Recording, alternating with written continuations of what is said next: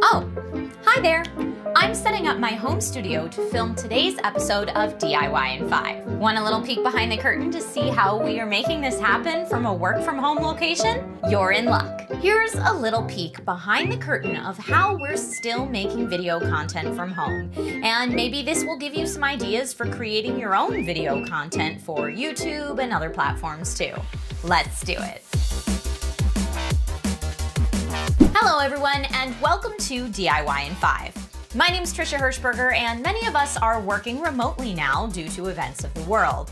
But that doesn't mean creating video content has to stop. Today, we're going to flip things around a bit and show you how this show is made, even with all of us working out of our houses.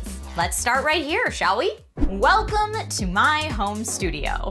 What once was a very small home office now has lights, cameras, multiple PCs, and more so that I can both live stream and film pre-recorded content efficiently and somewhat professionally.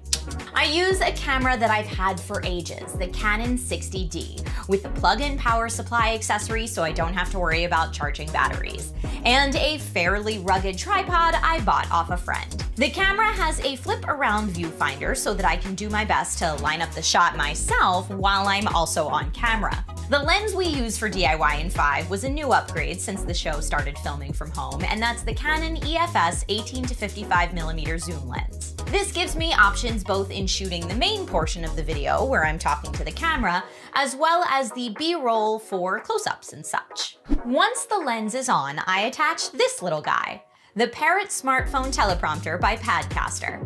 Using this means I don't have to memorize everything I'm going to say and speeds up the process tremendously. I write the scripts a few days before filming, get the thumbs up from the Kingston team, transfer the final script to the Parrot app, and slide the phone right into this prompter. Pro tip, turn on Do Not Disturb before filming. Learned that the hard way. Mom, stop texting me, I'm working. Love you. I also use a Bluetooth controller to stop and start the prompter as needed.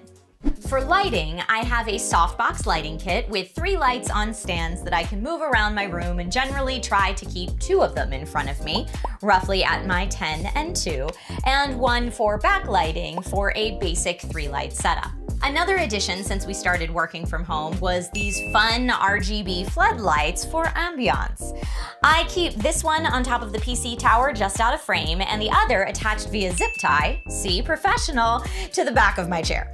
When both are plugged in, I can set them to the same color temperature to give the background a more gradient look. Finally, I move some of my collectibles out of the way to make the scene look balanced, put Jessica in place as my stand-in so that I can focus on the shot, and we're almost ready to film. The next and perhaps most important thing to think about in any home studio is audio.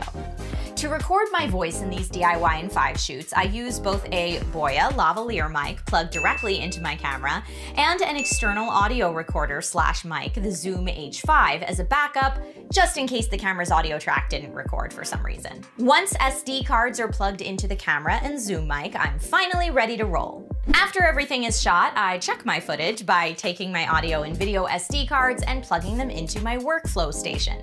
Thank you, Kingston. It's a card reader hub that allows me to read and dump footage from multiple SD cards at once. Once all the footage is transferred to my computer, I upload it to the cloud for the editors. Now, once the editors have the footage, that's really where the magic happens. Not too much has changed for our post-production team since work from home became our new normal, but if you would like to see a future video on editing and post-production tips, definitely let us know in the comments. So, what do you think? Are you about to do some home video production now? I mean, honestly, this is one solution of hundreds of how to make something like this work, but this is what we've been running with. Thank you for watching, everyone, and I'll see you soon with more DIY in 5.